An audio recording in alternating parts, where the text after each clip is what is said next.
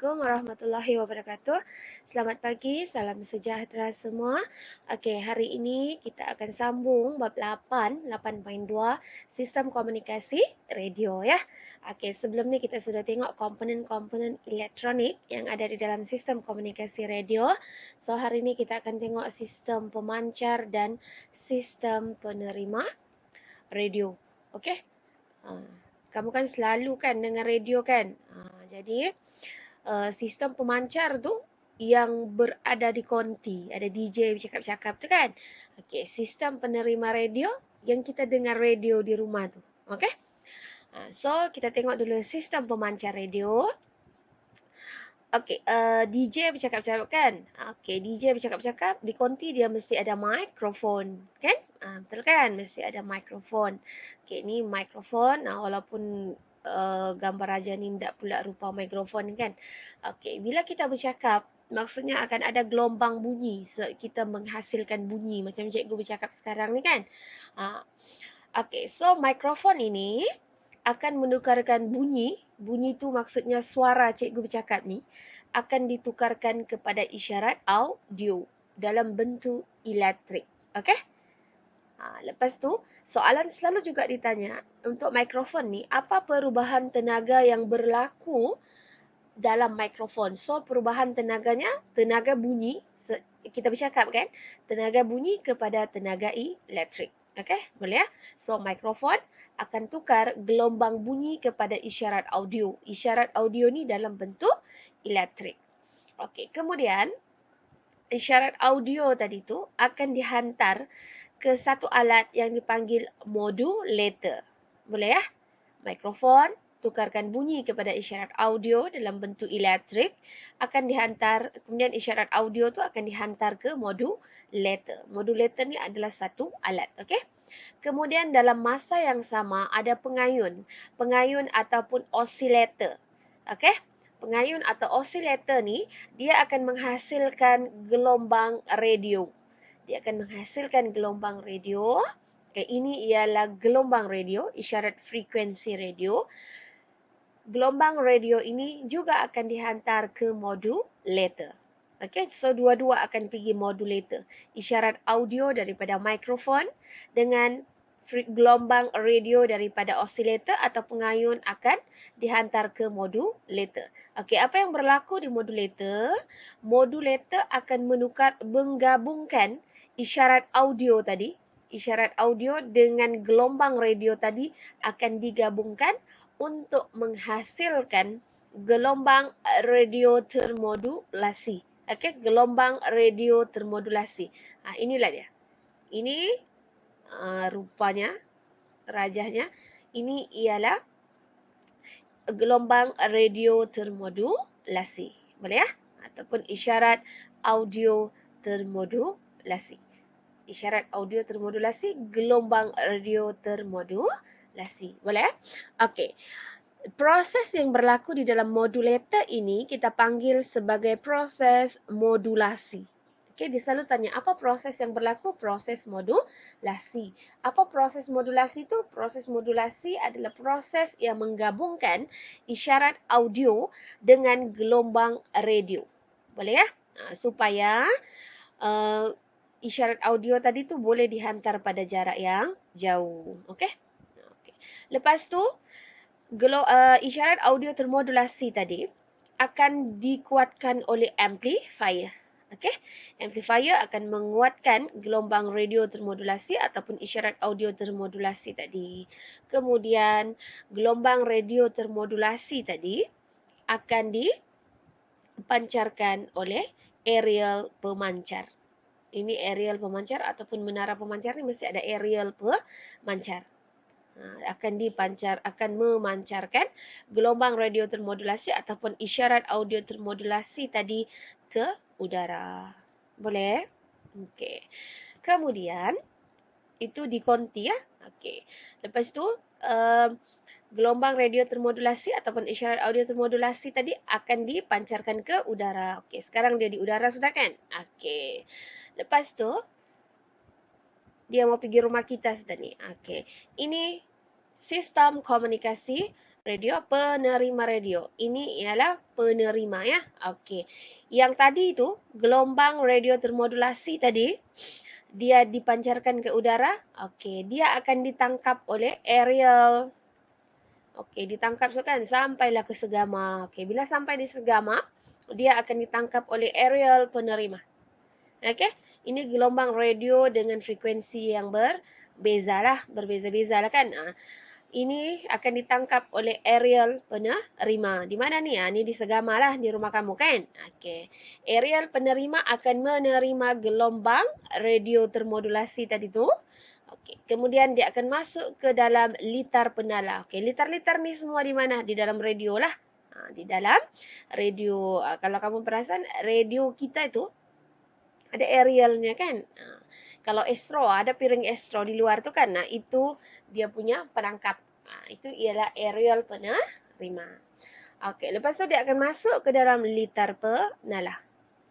Okey, litar penala terdiri daripada satu gelung dan satu induktor. Okey, satu induktor dan kapasitor boleh laras. Okey, kemudian litar penala ni, ini kena ingat, memilih gelombang radio. Okey, dalam sistem penerima radio ni, kita kena ingat dia punya urutan ni. Lepas tu kita kena tahu apa komponen elektronik yang ada di dalam setiap litar dan apa fungsinya lah. Okey, mula-mula tadi aerial penerima. Aerial penerima, dia menerima gelombang radio. Lepas tu litar penala. Litar penala ada induktor dan kapasitor. Lepas tu dia akan memilih gelombang radio yang dikehendaki. Sekarang ni kamu mau dengar radio, kamu tengah pilih-pilih lah. Mau sinar FM kah, klasik FM kah, radio, apa lagi? Radio Lahdat tu. Lahdat tu ada? Tiada kan? Okey. Sudah pilih-pilih. Okey, lepas tu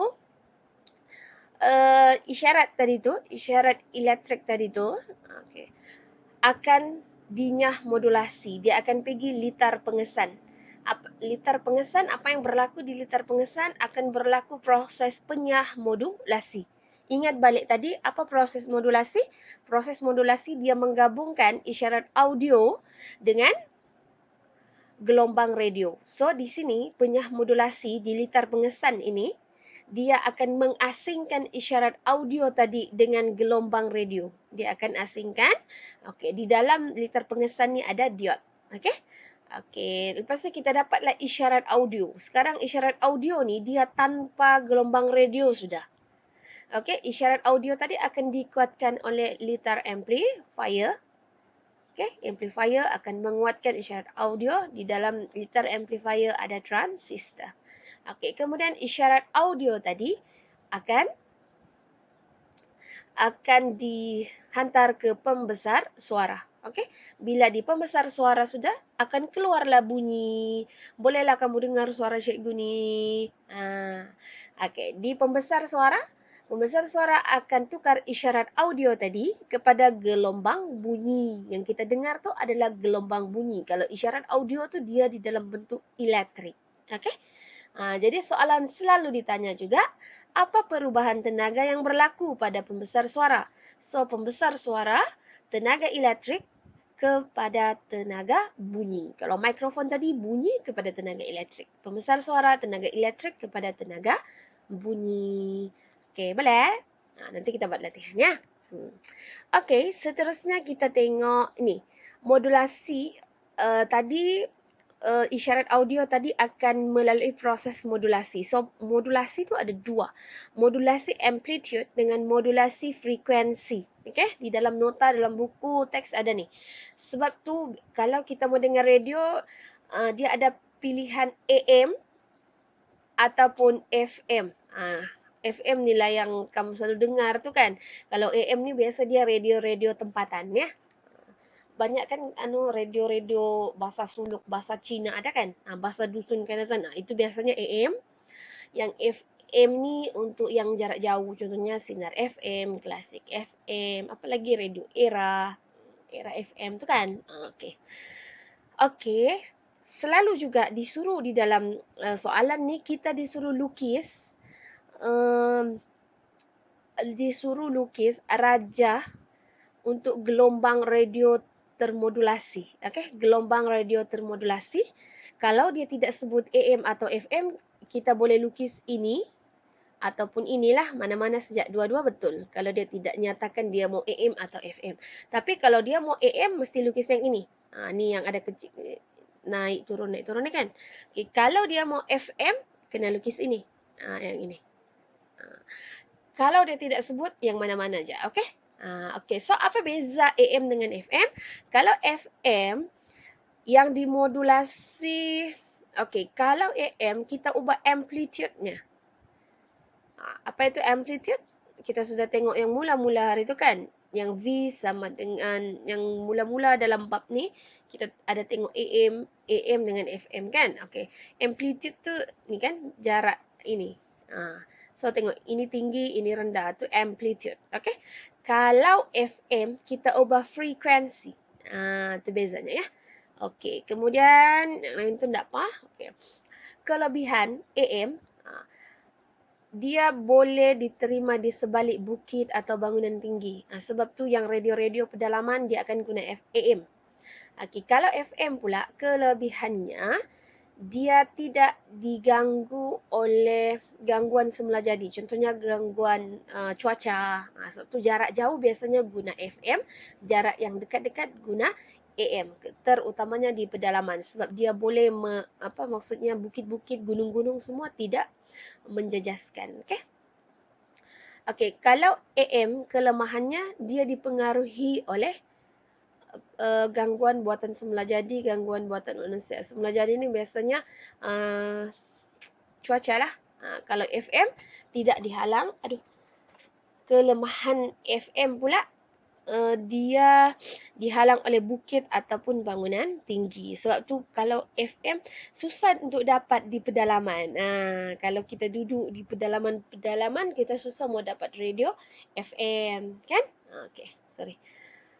Okey, seterusnya kita tengok ni komunikasi satelit, sistem komunikasi satelit. Okey, sistem komunikasi satelit ni dia melibatkan 3 stesen satelit lah, 2 di bumi. Ini ialah okey 2 di bumi ya, stesen satelit di bumi, 1 untuk memancar dan 1 untuk menerima dan 1 di angkasa lepas. Okey, yang di angkasa lepas ini kita panggil dia satelit segera atau satelit komunikasi, di mana yang di angkasa ni dia akan berputar mengelilingi bumi dan dia seolah-olah tidak bergerak ataupun geopegun. Okey, dalam buku kunci emas dia letak sana geopegun. Kenapa dia kelihatan tidak bergerak? Sebab kelajuannya sama dengan kelajuan putaran bumi. Okey.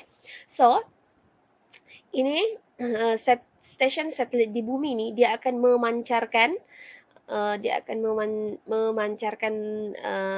isyarat ke angkasa lepas. Okey, satelit komunikasi ataupun satelit segera di angkasa lepas akan menerima isyarat tersebut, kemudian akan memancarkan ataupun memantulkan balik ke stesen satelit di bumi.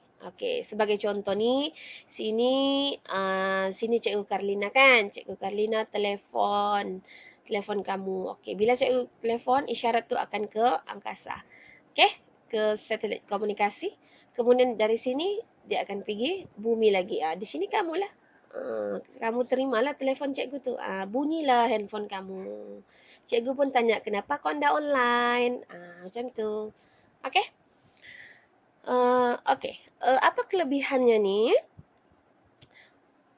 Okey, apa kelebihannya? Sebab isyarat dia gelombang radio, kita kan guna gelombang radio. Gelombang radio tu dia boleh bergerak melalui vacuum. Okey. Okey, kita tengok ni. Satelit segera meliputi 40% daripada permukaan bumi. Okey. Satelit geopegun ataupun segera ni dia ada 3 ya. 3 dan kedudukannya adalah tetap. Di mana dia? Di atas lautan Pasifik, di atas lautan Hindi dan di atas lautan Atlantik. Okey, kedudukannya tu tetap. Okey, dia berputar mengelilingi bumi. Okey. Ini satelit yang kita guna sekarang lah. Kemudian ini apa tujuannya? Untuk memudahkan komunikasi lah. Ini semua email, internet, fax, radio, television semuanya menggunakan satelit ni. Okey, lepas tu di angkasa ni dia ada stesen angkasa antarabangsa. Okey, stesen angkasa, ingatkah yang Dr. Muzaffar pergi angkasa lepas tu? Dia pergi stesen angkasa tu lah. Stesen tu dia boleh memuatkan 3. Dia bukan yang ini, dia ada satu lagi lain. Itu pun sama juga, dia akan stesen angkasa tu dia mengelilingi bumi juga. Dia boleh memuatkan 3 angkasawan dalam satu masa. Sekarang ni yang bertugas berganti-ganti, kalau cikgu nak silap macam 3 bulan lah diorang akan naik, kemudian diorang turun, orang lain pula naik. 3 orang. Anulah, astronot Amerika dengan Rusia. Okey. Bolehlah kalau kamu mau kerja sana, gaji banyak. Okey. Kemudian apa kelebihan satelit komunikasi ni? Okey, dia boleh komunikasi berkesan, siaran serentak. Okey, dia boleh menghantar banyak isyarat dalam satu masa. Kemudian penerimaan yang jelas. Kemudian dia tidak bergantung kepada lapisan atmosfera dan tidak dipengaruhi oleh perubahan cuaca. Okey, ni liputan tanpa had. Boleh digunakan oleh banyak alat dan aplikasi. Macam telefon, kamu serentak online semuanya. Ada gangguan? Tiada kan? Kecuali lah line dah okey. Line dah okey tu, sorry lah. Okey, gelombang mikro boleh menembusi ionosfera tanpa halangan seperti atmosfera atau gunung ganang. Dia tidak dihalang oleh gunung ganang dan tidak dipengaruhi oleh perubahan cuaca. Kononnya lah tidak dipengaruhi oleh perubahan cuaca. Tapi kalau astro tu baru mendung-mendung sikit tak dapat siaran dah kan. Okey, ini ialah kegunaan satelit komunikasi selain daripada komunikasi. Selain daripada kita bertelefon, kita tengok TV, kita email, fax, semuanya tu kan, ini selain daripada komunikasi. Ada kegunaan lain satelit ni. Okey, yang pertama tengok satelit pelayaran, diguna dalam kereta, kapal dan kapal terbang. Alat pengesan dalam mengesan haiwan liar. Boleh diguna untuk kesan haiwan liar. Kemudian untuk mengetahui kedudukan kapal terbang. Tapi AMH 370 hendak jumpa pula kan. Allahualam lah. Okey, kemudian pengesanan jauh dan satelit geofizik. Okey, dia mengesan bencana alam, tumpahan minyak atau bahan kimia di permukaan laut. Kemudian boleh membantu nelayan. Kita boleh tahu di mana banyak ikan. Di mana banyak ikan, boleh pergi sana memancing. Macam itulah. Okey, kemudian satelit saintifik untuk buat pemerhatian saintifik, buat kajian, kan. Macam mana kita tahu di angkasa tu ada berapa planet, okey. Di permukaan Pluto tu ada apa, semua tu menggunakan satelit lah. Tiadanya orang mau pergi Pluto tu kan. Pengguna satelit tu lah. Okey, kemudian satelit ketenteraan. Okey, mengesan, penceroboh dan mengumpul maklumat perisikan. Okey, untuk mengawal kita punya sempadan. Kita tahu sebenarnya siapa masuk. Okey, ada orang masuk, ada kapal masuk. Okey, semuanya kita tahu. Tapi macam mana orang boleh masuk juga, tu pun tak pasti jugalah macam mana. So, kita memang tahu bila ada orang mau masuk di dalam sempadan kita. Okey, kemudian satelit cuaca. Setiap malam di TV1 ada kan? Besok hujan, besok ribut petir. Semua tu guna satelit. Bukannya guna nujum pak belalang ya. Okey, itu semua menggunakan satelit. Okey, memberi amaran tentang ribut, banjir, okey, angin monsun, semua tu kita boleh tahu sebab menggunakan satelit. Okey. Sekiranya ada apa-apa soalan, kurang faham, boleh tanya cikgu. So, kita habis bab 8. Terima kasih.